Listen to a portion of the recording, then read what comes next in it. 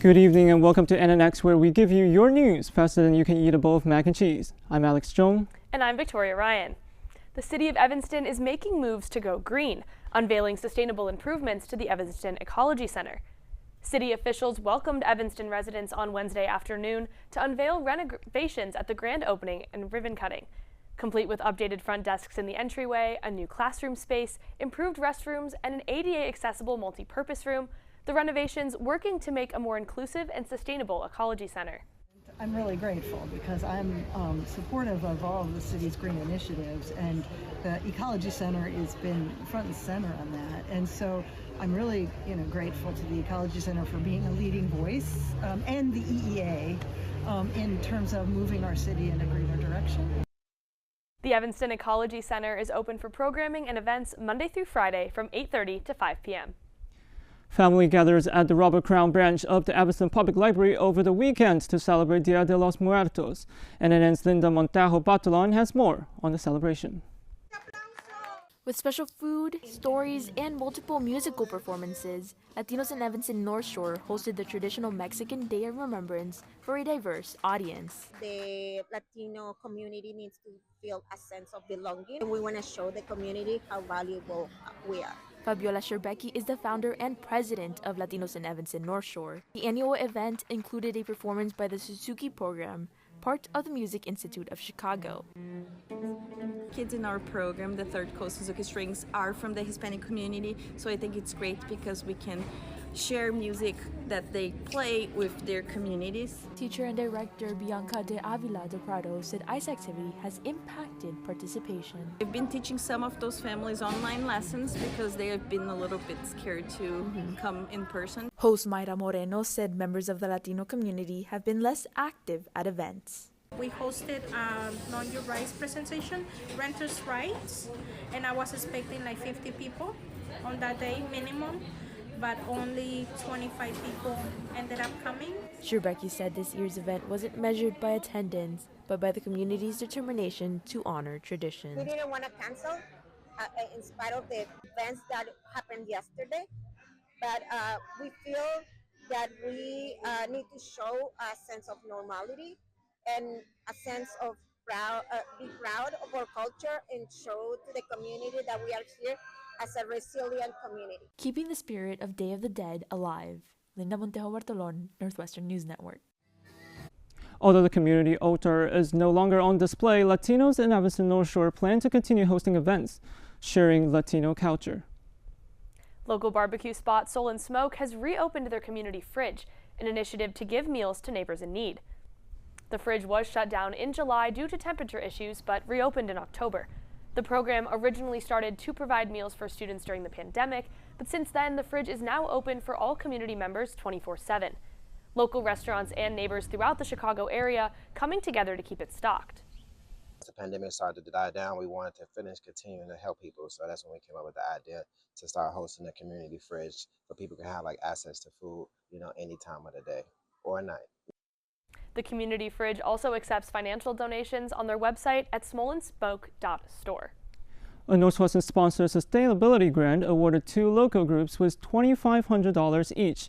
NNN's Daniel Kant spoke to one of the winners. The new Sustainable Communities Grant totaling $5,000 was awarded to Climate Action Evanston and Evanston Grows. In this certain day and age where funding is being limited or restricted for different entities or stakeholders, the timing was not only perfect, but the time to do it and do it now. The grant, funded by Northwestern and UL Research Institutes, seeks to build community while tackling environmental problems. With this grant, it's not about just the funding, but it's also about community engagement. So we look at, it may be one entity who gets the grant money, but they may partner and just create community engagement. That's literally the purpose of what they're doing with their grant program. The Litter League, a program started by Climate Action Evanston, brings competition to removing waste around the city. We really want to create more pathways that high school students, middle school students, Northwestern students can get out into the community and take direct actions on the climate crisis. Jordan says that money from the grant will go toward reflective vests and trash pickers, used to clean up garbage like this from Evanston's parks and green spaces. The grant comes as the city's Sustain Evanston grant faces steep budget cuts. While the $2,500 that we're receiving will never be able to make up for the much larger amount of money that those businesses in Sustain Evanston will miss out on, what this allows us to do is pilot a way of getting community members organized that has not yet existed. NNX says the grant has been doubled to a total of $10,000 for the next cycle. Building local connections and helping the environment. Daniel Kent, Northwestern News Network. Climate Action Evanston's first Leader League event will take place on November 22nd. Visit their website for more information. A new exhibit at Deering Library celebrating the return of the iconic study spot after a year of renovations. The exhibit aims to connect students and visitors with Northwestern's deep and diverse history. The collection showcases rare items that shaped Northwestern's past, from personal letters to manuscripts. We are the primary rare, archival, unique collections of the university are housed within McCormick, and it's a way to remind people, because our materials are fundamentally different. They're not just on a shelf that you can just pull off for various reasons, because they're valuable in all sorts of ways. And again, we're thinking about preserving them for the next generation of Northwestern students. So you can't take them home with you, right, in the way that you can take other books. Part 1 of the Treasures of Deering exhibit is now on display in the lobby of Deering Library. Part 2 will showcase a different collection in Winter Quarter. Pivoting to sports news, Northwestern's men's basketball team just played their first home game of 2026 against Mercyhurst on Monday night, winning 70-47. Despite the Wildcats recently losing their star player Brooks Barnheiser to NBA, students are excited to get back to Welsh Run Arena and into the spirit of the game. There's a lot of buzz around one player in particular, senior forward Nick Martinelli. Students say they're excited the basketball season is back. My favorite part is probably going with my friends. The student section is the best part to sit in when you're watching the basketball game. So we really try and hype up the student section, make sure that everybody's actually getting excited.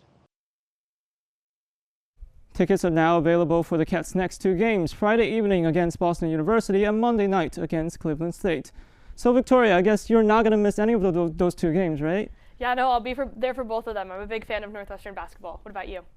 I think I should participate as well. Yeah, definitely.